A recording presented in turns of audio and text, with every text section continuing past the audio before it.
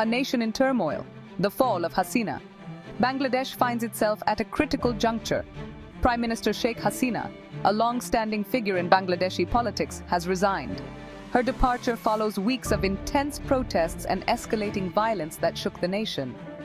The catalyst for this unrest was a controversial job quota system, but the demonstrations quickly morphed into a larger outcry against Hasina's government. Protesters, disillusioned by what they perceived as corruption and authoritarianism, took to the streets demanding change. The situation escalated rapidly, with clashes between protesters and security forces becoming increasingly violent. The death toll mounted, further fueling public anger and pushing Bangladesh towards the brink. With the nation teetering on the edge of chaos, the army, a powerful force in Bangladesh's history, felt compelled to intervene. Army Chief General Waqar-uz-Zaman announced the military's takeover, promising to restore order and form an interim government. Hasina's resignation and the army's intervention mark a significant turning point for Bangladesh.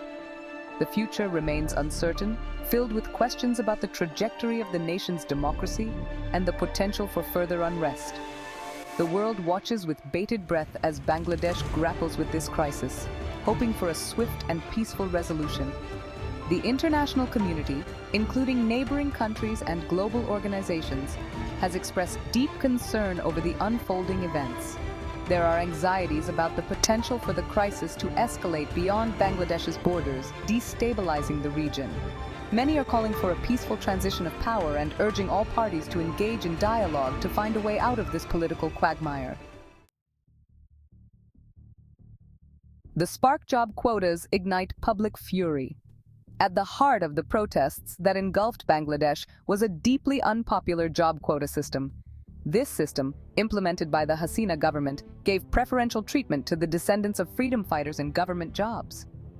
While intended to honor those who fought for Bangladesh's independence, the quota system had unintended and deeply divisive consequences. Many Bangladeshis, particularly younger generations, felt marginalized and discriminated against by this system. They argued that it unfairly limited their opportunities for employment and advancement based on their lineage rather than their merit. The quota system became a symbol of a system they perceived as rigged against them, fueling resentment and frustration that simmered beneath the surface. When protests erupted, the job quota system became the focal point of public anger. It was a tangible grievance that resonated with a large segment of the population who felt left behind. The government's attempts to address these concerns, including a Supreme Court ruling to allocate most government jobs based on merit, proved too little, too late. The protests, fueled by a potent mix of economic anxiety and a desire for a fairer society, escalated rapidly, spiraling beyond the control of the authorities. The army's intervention in Bangladesh's political crisis is a stark reminder of the military's enduring influence in the country's history. With the situation spiraling out of control and violence escalating, the army, perceiving a threat to national security and stability, felt compelled to step in. Their intervention, while welcomed by some as a necessary step to restore order, has also raised concerns about the future of democracy in Bangladesh. The army, under the leadership of General Waqar-uz-Zaman, has pledged to form an interim government and oversee a peaceful transition of power. They have called for an end to the violence and urged all parties to engage in dialogue. However, skepticism remains about the army's true intentions and the duration of their involvement in the political sphere. Bangladesh has a history of military coups and interventions, and the current situation has sparked fears of a return to authoritarian rule. The international community, while acknowledging the need for stability, has also emphasized the importance of upholding democratic principles and human rights. The army's actions will be closely scrutinized in the days and weeks to come, as the world watches to see if they will honor their commitment to a peaceful and democratic transition. Section 4. The world reacts. Concern and calls for calm. The international community has been closely monitoring the unfolding crisis in Bangladesh with growing concern. Neighboring countries, particularly India, are worried about the potential spillover effects of instability in such a strategically important nation. The United Nations and other global organizations have issued statements expressing their concern and calling for restraint from all sides. There is a shared sense of urgency in the international community's response, with many fearing that the situation could further deteriorate if not handled carefully.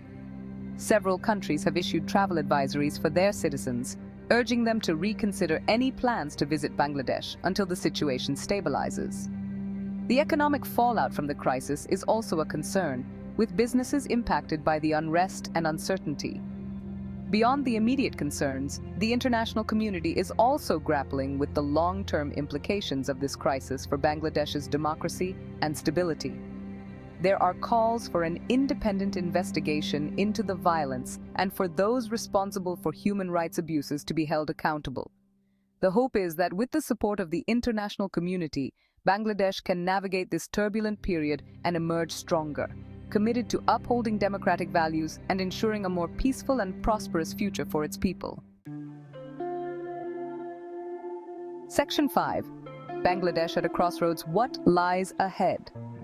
As Bangladesh grapples with the aftermath of Prime Minister Hasina's resignation and the military's intervention, the nation finds itself at a crossroads. The path ahead is fraught with uncertainty, with potential pitfalls and opportunities lying in wait. The choices made in the coming days, weeks, and months will determine the trajectory of Bangladesh's future, impacting its political landscape, its economy, and the lives of its citizens for years to come. The most pressing challenge is to restore stability and prevent further violence. The interim government, likely led by the military, will need to quickly establish its authority and take decisive steps to disarm militias and restore law and order. This includes addressing the root causes of the unrest, including the controversial job quota system and allegations of corruption, to rebuild trust in the government. Equally important is the need to create a roadmap for a return to democratic rule. This will require the interim government to set a clear timeline for fresh elections, ensuring that they are free, fair, and credible. A failure to do so could lead to prolonged military rule, further eroding democratic institutions and alienating segments of the population. The international community can play a crucial role in supporting a return to democracy by providing election observers, technical assistance, and financial support. Section 6. Seeking justice, yearning for peace. In the wake of the violence and turmoil that have gripped Bangladesh, there are widespread calls for justice and accountability. The families of those killed and injured during the protests deserve answers and redress. An independent investigation into the use of force by security forces and any human rights violations is crucial to ensure that those responsible are held accountable, regardless of their position or affiliation. Beyond legal accountability, there's a deep yearning for healing and reconciliation within Bangladeshi society. The divisions that fueled the unrest run deep, and addressing them will require a concerted effort from all segments of society. This includes fostering dialogue, promoting tolerance, and finding common ground to rebuild trust and create a shared vision for the future. Religious leaders, civil society organizations, and influential figures all have a role to play in bridging divides and fostering a culture of peace. The international community can support these efforts by providing platforms for dialogue, promoting conflict resolution initiatives, and supporting civil society organizations working on peace building and reconciliation. Ultimately, the path to a peaceful and prosperous future for Bangladesh lies in embracing justice, accountability, and reconciliation as guiding principles.